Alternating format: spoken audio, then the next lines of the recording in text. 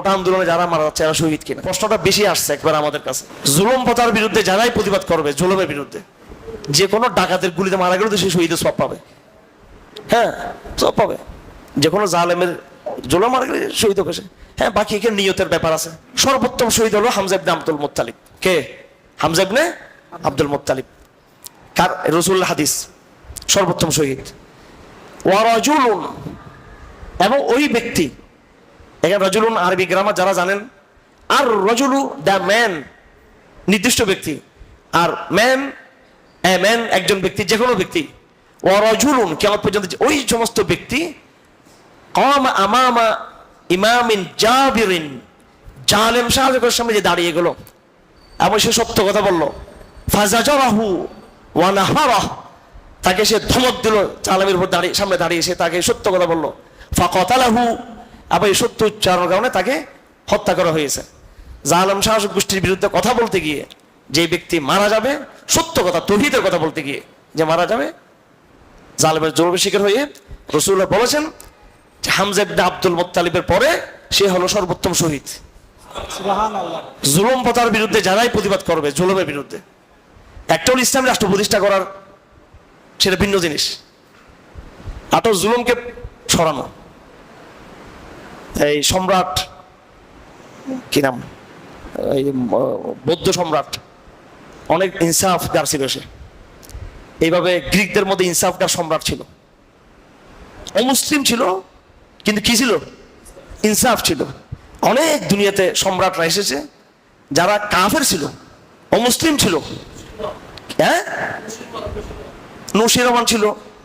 এরপরে আর ভারতবর্ষের পুরো অঞ্চলের যে হ্যাঁ সম্রাট অশোকের কথা, অশোক, হ্যাঁ বলা হয় আর কি ইতিহাসে। এইভাবে হিন্দুদের মধ্যে ছিল, কোন কোন জালেম ছিল বেশি, কিন্তু কিছু কিছু এরকম, হ্যাঁ এইভাবে খ্রিস্টানদের মধ্যে ছিল, এই আপনার গ্রিক ইয়েদের মধ্যে, রোমান এম্পায়ারের মধ্যে কোন কোন বাদশা ইনসাফ ছিল তাদের মধ্যে। আর অমুসলিম ছিল, আর আল্লাহকে মানতো না, রসুলকে মানতো না, কিচ্ছু মানতো না, কিন্তু ইনসাফ তারা দিত।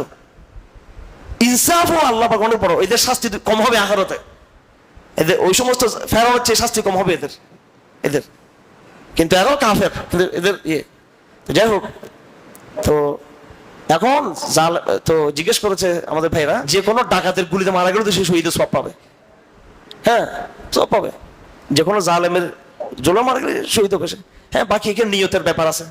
কেউ যদি সে নিয়তের আশা করে নাই, সওয়াব পাওয়ার জন্য ইহতিসাব বলা হয়, আল্লাহ থেকে আশা করা। আল্লাহ থেকে আশা করতে হবে যে আমি এটা আল্লাহর জন্য করতেছি।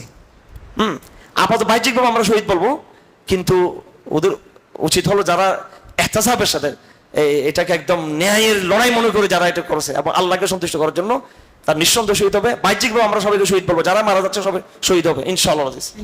জি ইনশাআল্লাহ। মর্যাদা আসার কি আছে এখানে? সবার নিয়ত তার একরকম না, সবার নিয়ত একরকম। মুসআব ইবনে উমাইরও শহীদ হয়েছেন উহুদের যুদ্ধে, হন নাই? হামজা ইবনে আব্দুল মুত্তালিবও কি শহীদ হয়েছেন? হ্যাঁ, ওরা তো একেবারে উচ্চ পর্যায়ের শহীদ নাকি না? বদরের ময়দানে উচ্চ পর্যায়ের শহীদ।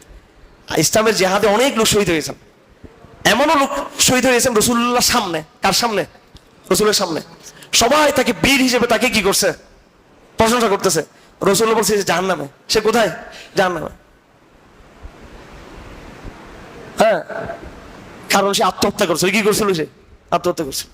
পরে দেখা গেছে আত্মহত্যা। একজন লোক লড়াই করতেছে, বীর তরফা লড়াই করতেছে, সাহাবারা বলতেছে মাশাআল্লাহ মাশাআল্লাহ, জান্নাতের কি পাখি, ও তো জান্নাতি জান্নাতি, সব জান্নাতি বলা শুরু করছে। এত বড় বীর, সে তো জান্নাতি। হ্যাঁ, তো রাসূলুল্লাহ বলছে জাহান্নামে। মরার আগে বলছে কি? জাহান্নামে। তো পরে যুদ্ধে আহত হলো। আহত হওয়ার পরে সে হাত কেটে গেছে। পরে সে নিজেকে নিজে, হাদিসে আছে স্পষ্টভাবে, তরবারিকে বুকে দিয়ে কি করলো? আত্মহত্যা করলো। এই জন্য যারা সংগ্রাম করবে, তাদের মনে থাকতে, সংগ্রাম করবে, লড়াই করবে, তাদের আল্লাহর জন্য হতে হবে এটা। হ্যাঁ, আমি বলার সময় সবাইকে আমি কি বলবো? বাহ্যিকভাবে যাদের রক্ত বের হচ্ছে, রক্তাক্ত হচ্ছে, যারা এইভাবে মজলুম হচ্ছে, কি হচ্ছে? মজলুম। কারণ এখানে দুটো পক্ষ, একদিকে নিরহ জনতা, আরেকদিকে বন্দুকধারী জালেম, এবং তাদের উপরে আছে হুকুমদাতা, তাদের উপরে আছে বৈশ্বিক শক্তি, একাধারে কতগুলো শক্তি এখানে, ঠিক কিনা? তো এ তো নিরীহ। আর সে কি কেউ মারতে গেছে এখানে? যতগুলো লোক মারা গেছে তারা কি সম্পদ দখল করার জন্য গিয়েছিল নাকি জ্বালাও পোড়া করার জন্য গিয়েছিল? প্রতিবাদ করছে, প্রতিবাদ করতে দিবে না। হ্যাঁ, আমাদের 4টা ছেলে শহীদ হলো আমাদের 21 সালে। আমি কি করছিলাম? আমি হারুন রোজার কি করছিলাম? আমি তো হরতালও তো করি না, হরতাল করছি না আমি, আমরা সবাই ছিলেন। আমি বলছি হরতাল মরতাল এগুলা আমি হরতালও সমর্থন করি নাই। এরপর আমার হাঁটু ভেঙে দিল, আমার মেরে মেরে আমি কাস্টাম দিয়ে ফিরাইলো আমার ধরে নিয়ে। হ্যাঁ, 14টা মামলা লাগাই দিল, আগের 20টা মামলা, 1 ডজন মামলার পাশে আর 14টা লাগাই দিল।